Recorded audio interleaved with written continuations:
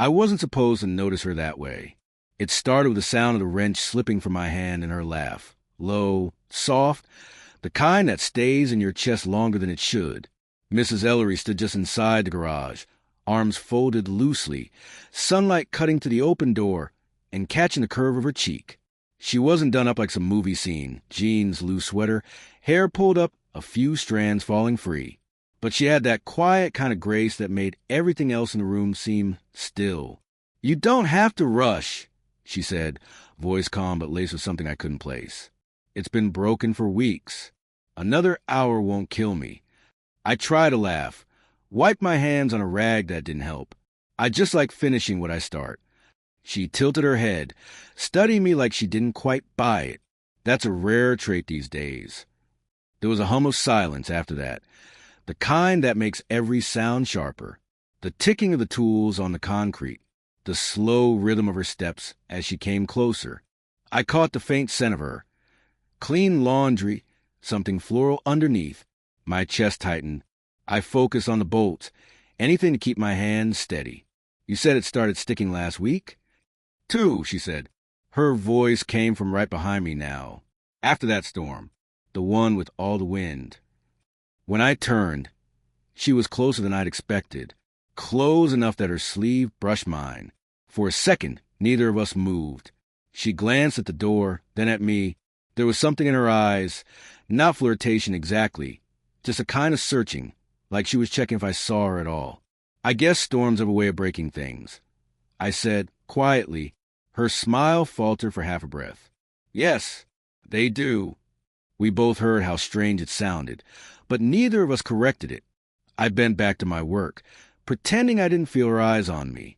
My hands were shaking just enough to make the wrench slip again. "You're good with your hands," she said, lightly, almost teasing. I laughed once, too fast. My dad's fault. He used to say if you can't fix something, you don't own it. She nodded slowly, arms wrapping around herself. "I like that." The door finally clicked into place, smooth on its track again. I stood up, brushing dust from my knees. It should work now. When I reached for the button on the wall, she stopped me, hand on my wrist. Not firm, just certain. Her touch was warm, almost trembling. The kind of touch that lasts even after it's gone. "Wait," she said. Her voice had dropped, softer, rougher. We stood there, close enough to feel the air shift between us. Her eyes flicked from my face to my mouth, then back. The garage was too quiet. I didn't know if she meant to say more, or if we'd both just forgotten how. Then, the sound of tires crunching on gravel. She pulled back so fast it startled me. A car door slammed somewhere outside. Her son's voice, faint, calling her name. She looked at me, wide-eyed, breath caught halfway, and whispered, "You should go." I nodded, throat tight, trying not to look disappointed. But before I turned, she reached out, almost out of instinct, and brushed the edge of my sleeve. Just once. It wasn't a promise. It wasn't even an apology. It was something in between, and it stayed with me all the way home. And that night, when I lay awake, I could still feel where her hand had been. Then my phone buzzed. A new message. "You left your wrench here." The next afternoon, I told myself I was just stopping by to grab the wrench. Nothing else. Her car was in the driveway again, the same blue one with a dent in the back bumper. I almost turned around twice before I knocked. She opened the door halfway, hair still damp from a shower. No makeup, the kind of natural that doesn't try to impress, yet does anyway. I started. "The wrench," she said, already holding it out, a small smile tugging at her lips. "I kept it safe for you." Her fingers brushed mine as I took it. A second too long. Neither of us said anything. "You can come in if you want," she added. I made coffee. I hesitated, then followed her inside. The house smelled like cedar and something sweet, maybe her shampoo. The quiet was heavier than before, like the air itself was aware of us. I sat at the kitchen table while she poured 2 mugs. The way she moved, careful, measured, made me wonder how long she'd been alone. "So," I said, trying to sound casual, "has the door been behaving?" She looked up at that, really looked at me, Yes, you did a good job. Then, after a pause, you remind me of my husband a little before he stopped fixing things. The words came out like she hadn't meant to say them. I just nodded. He's not around? Her eyes dropped to the coffee. We've been separated for 4 years. A small shrug. Some things don't survive storms either. I wanted to say something. Anything that didn't sound like pity, but the truth was I knew that kind of quiet. My mom used to sit in it after my dad left. That same heavy, unspoken kind. I didn't mean to make you talk about it, I said softly. She smiled, but it didn't reach her eyes. You didn't. It just slipped out. The silence stretched again. I watched her fingers circle the rim of her mug, nails short, skin faintly rough at the edges. A woman who worked, not one who pretended. When she finally looked at me again, something in her had softened or maybe broken a little. You shouldn't come by too often, she said. People might talk. I almost laughed, but stopped. Is that what you're worried about? Her lips parted. She looked ready to say something, then changed her mind. You're young, she said finally. You should be out with girls your age, not having coffee with you. I asked quietly. She met my gaze, and for a long moment, she didn't look away. Her breath caught, just barely, and I felt it across the space between us. Her hand moved to take the mug from me, and her fingertips brushed my wrist. She didn't pull back this time. Thank you for fixing the door, she murmured. Anytime, I said. My voice came out rougher than I intended. Neither of us moved. The only sound was the slow tick of the kitchen clock. And in that stillness, something shifted, small but irreversible, like the moment before rain. I told myself it was just coincidence, that I happened to drive by her street again, that the truck just happened to slow down in front of her house. But the truth was, I wanted to see her. Her curtains were open this time. She was in the kitchen, hair tied back, sleeves rolled up, standing by the sink. When she saw me through the window, her expression flickered, surprise first, then something warmer. She waved me in. Twice in 1 week, she said when I stepped inside. Should I start charging you rent? Guess I'm becoming part of the furniture, I said, grinning, though my pulse was racing. She smiled, but her hand stayed busy, wiping the counter, rinsing a plate that didn't need rinsing. I didn't expect to see you again so soon. Neither did I.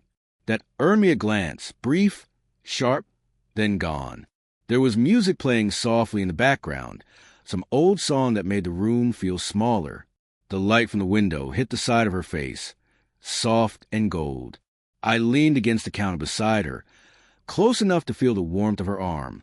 You miss a spot, I said, nodding toward the plate. She laughed quietly. You're impossible. Maybe. Her shoulder brushed mine, not by accident, not completely. I felt the contact in places I shouldn't. She went still for a heartbeat, then set the plate down carefully, her movements too slow, too careful. Does your son know you've been fixing things around here? I asked. She looked up, half smiling. He's busy with classes. He doesn't ask much these days. Before I could answer, her phone buzzed on the counter. A name flashed across the screen. Mark, son. She froze. I saw it. The sudden stiffness in her spine, the breath she held before letting it go. She hit decline without a word. You should answer, I said quietly. She shook her head. He just calls when he needs money. The silence that followed wasn't empty. It pulsed between us, full of things neither of us dared to say. Then she turned toward me, just slightly, and our faces were suddenly close. Too close. I could see the faint line at the corner of her mouth, the glint of light in her eyes. Her breath hitched. This is a bad idea, she whispered. Probably. Neither of us moved. My hand was resting on the counter, inches from hers. She glanced down, hesitated, then slowly laid her hand over mine. It was small, simple, but it felt like stepping off a ledge.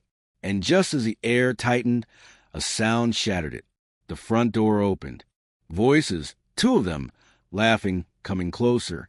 She pulled her hand back instantly, eyes wide. It's my sister, she mouthed. I stepped back, heartbeat hammering. The laughter grew louder. Before I left through the side door, she caught my sleeve. Quick, desperate, her voice barely a breath. Tomorrow, she whispered. Same time. I nodded once, then slipped out into the fading light. Outside, my hands were still shaking. Tomorrow couldn't come fast enough, and it scared me how much I wanted it to. It was raining the next afternoon, the kind of steady drizzle that turns everything gray and slow. I almost didn't go. Almost. But I did. Her house looked different in the rain. Softer, quieter, like it was holding its breath. When she opened the door, she looked tired. Not the kind of tired that comes from sleep, but from holding something in too long. You came, she said. You asked me to. She stepped aside, letting me in. The lights were dim, the sound of rain filling every pause. She was barefoot, wearing a loose shirt that fell off one shoulder. She caught me looking, then looked away quickly, a faint flush climbing her neck. I wasn't sure you'd actually come, she said, voice thin. I shouldn't have, I admitted. Her eyes lifted. Then why did you? I didn't answer right away. Instead, I watched a drop of water slide from my sleeve onto the floor. My throat felt dry. Because you asked. She gave a short, nervous laugh. That's not a good enough reason. It's the only one I have. The room went still again. The rain outside got heavier, hitting the windows like static. She moved closer, slowly, like she wasn't sure what she was doing until she was already doing it. Her hand came up, hesitated, then brushed the damp hair from my forehead. You're soaked, she said softly. I didn't move. Does it bother you? Her hand stayed there a second longer than it should have. Then she dropped it, stepped back, and turned away, running her fingers through her hair. This isn't right. Maybe not, I said, voice low, but I can't stop thinking about you. That made her freeze.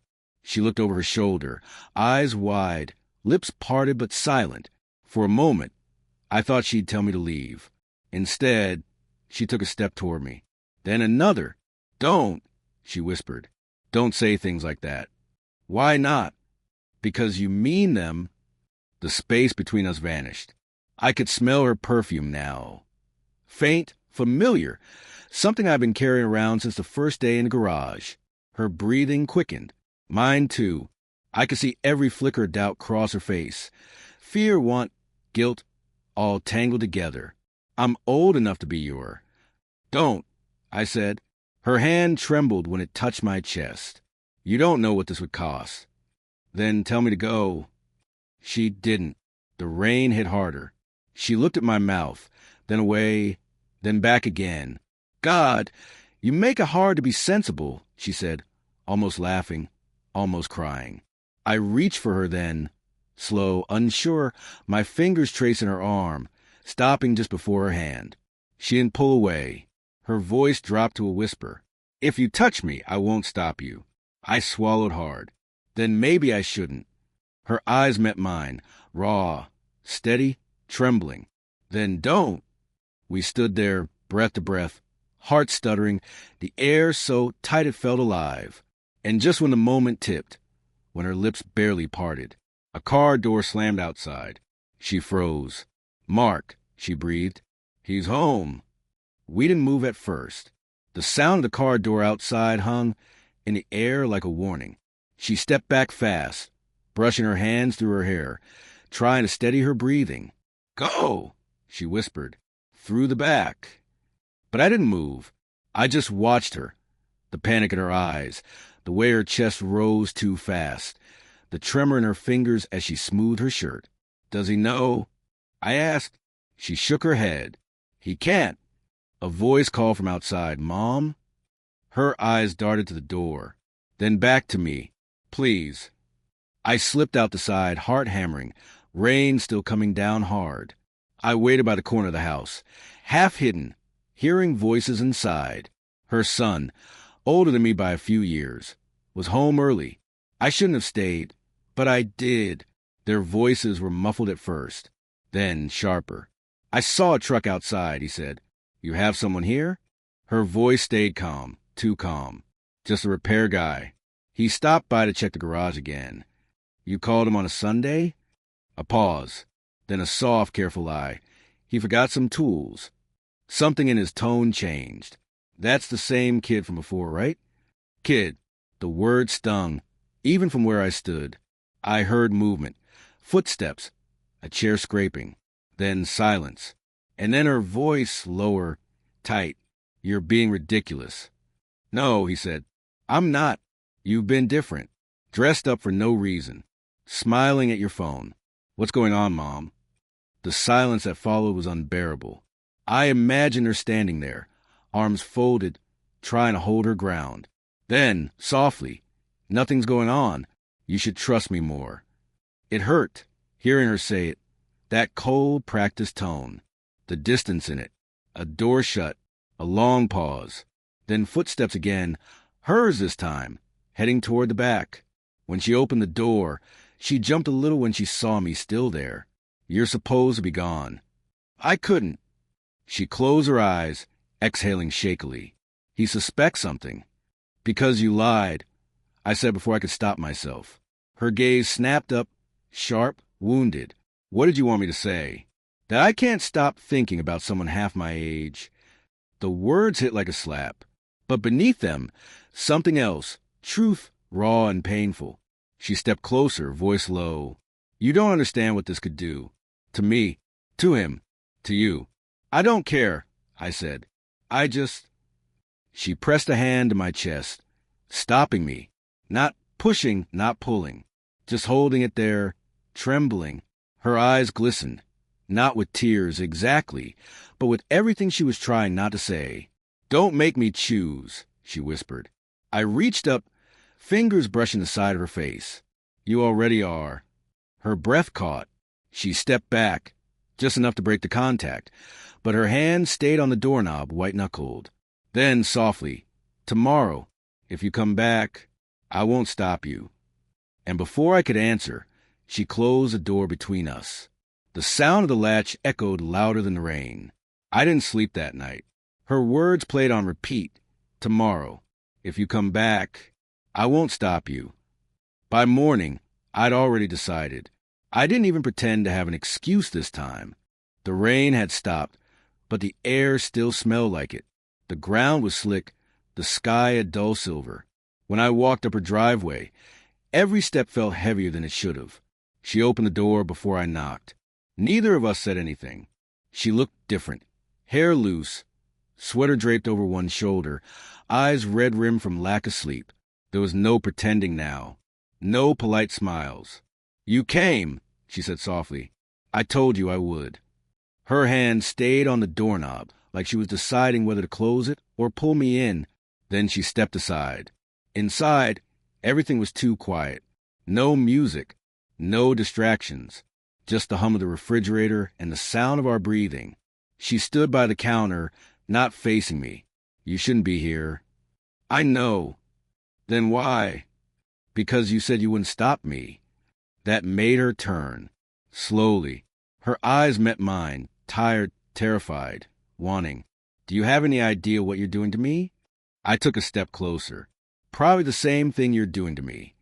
Her lips parted, like she might argue, but she didn't.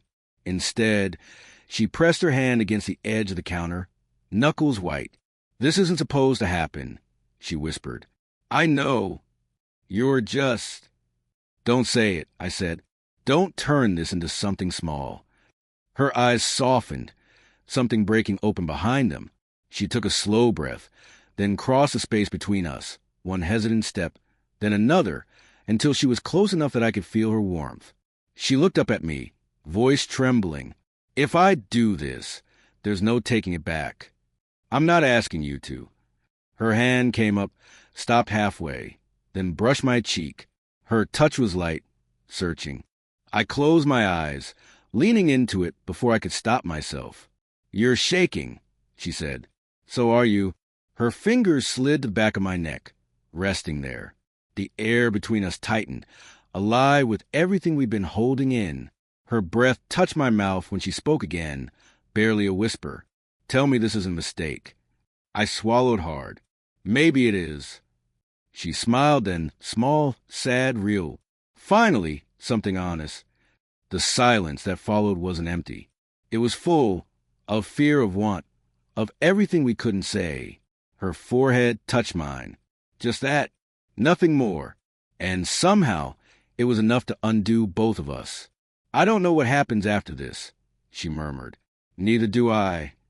We stayed there, eyes closed, hearts colliding in the quiet. Then she stepped back, slow, steady, certain. "You should go," she said, voice barely holding. "Before I forget how to stop." I nodded, though every part of me wanted to stay. And when I reached the door, she said it just once, soft enough I almost missed it. "I wish you hadn't fixed that damn garage door." A week passed before I saw her again. I told myself I was moving on, that what happened, or almost happened, had run its course. But lies don't sit quietly. They hum under the skin. I was helping a neighbor with their gutters when I saw her car roll by.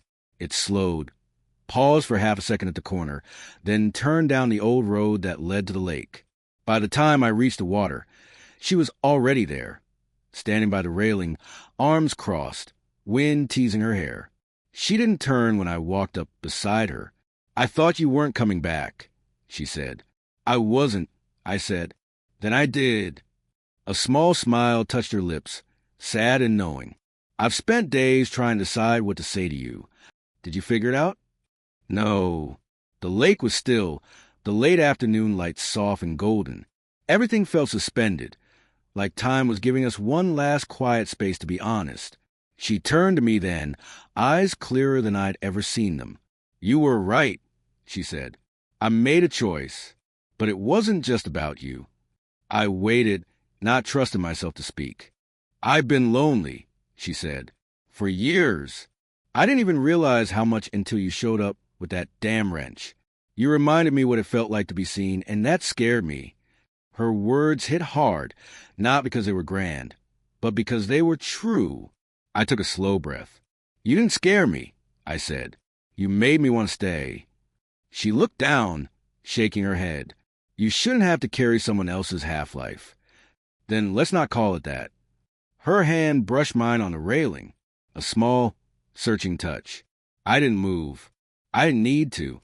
That simple contact said more than anything else could. For a long time, neither of us spoke. The wind shifted, and a strand of her hair caught against my cheek. I reached up, slow, careful, and tucked it behind her ear. She closed her eyes, leaning just slightly toward me.